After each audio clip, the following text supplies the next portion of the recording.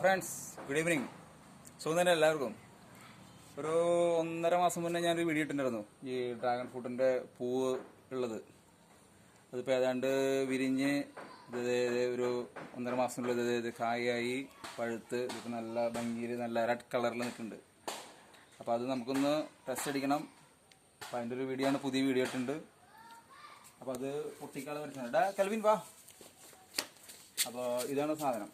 ഇപ്പോൾ നാളെ ഒരു കായ പൊട്ടിച്ചിരുന്നു ഞങ്ങൾ. അപ്പോൾ ഒരു 10-12 ഇപ്പം ഉണ്ടായിട്ടുണ്ട്. ഇനിയിപ്പോൾ ഉണ്ടാവുന്ന ലക്ഷണം കാണും തോന്നുന്നില്ല. ഇത് ഈ എക്സ്ട്രാ ഞാൻ കുറച്ച് പ്ലാന്റുകളൊക്കെ വെച്ചിട്ടുണ്ട്. ഇവിടെ ഈ കാണുന്നത് ഉണ്ടോ, ഇതൊക്കെ ഇതേപോലെ അടുത്ത കൊല്ലത്തേക്ക് എന്തായാലും ഇതാവും. അതിനൂടെ പച്ചമുളകും ചീരയും ഒക്കെ വെച്ച് പിടിപ്പിച്ചിട്ടുണ്ട്.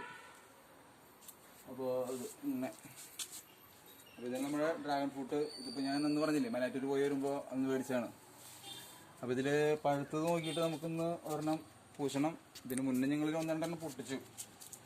ഇതായില്ല. അത് മെല്ലെ തിരിച്ചെടുക്ക്. കയ്യുമ്പോൾ മുള്ളു കുത്തല്ല കേട്ടാ. ഇനി മുള്ളു കുത്തിയിട്ട് എനിക്ക് വയ്യ അതിൻ്റെ പിന്നാലെ കൊണ്ട് ഓടാൻ. അല്ലേ, മുള്ളു കുത്തിയിട്ട് ഇനി പോയിച്ചാണെന്നൊക്കെ പറയുന്നുണ്ട്. തിരിച്ചോ. ഓക്കെ. ഇത് വേണ്ട. ഇത് മാംസമല്ല, അതിൻ്റെ കാമ്പ് നിറഞ്ഞത് സാധനം ഇത് വിണ്ട് പുറത്തേക്ക് വന്ന് തുടങ്ങി. ഇത്രയും വളം നമ്മൾ ഇട്ട് തുടങ്ങണതേ ചാണവും പിന്നെ എന്നിട്ടാ കൽവി ആട്ടുംകാട്ടം കോഴിക്കാട്ടം ഒക്കെ. അപ്പോൾ ഇനി ഇത് നമുക്കൊന്ന് മുറിച്ച് നോക്കാം.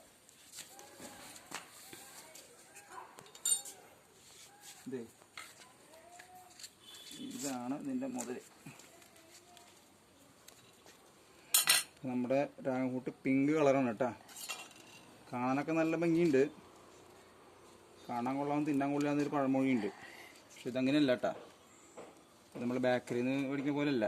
ബേക്കറിയിലൊക്കെ ഇരിക്കുന്നത് 2-3 ദിവസം പഴക്കമുണ്ടാവും, വാട്ടുണ്ടാവും.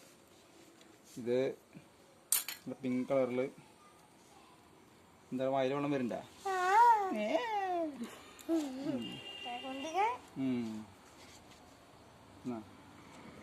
അധികം പൊളിക്കേണ്ട വായ.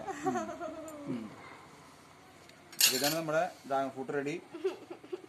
അപ്പോൾ ഇഷ്ടപ്പെട്ടെങ്കിൽ എല്ലാവരും ലൈക്ക് ചെയ്യുക, കമൻ്റ് അടിക്കുക, അഭിപ്രായങ്ങൾ പറയാം. ഓക്കെ.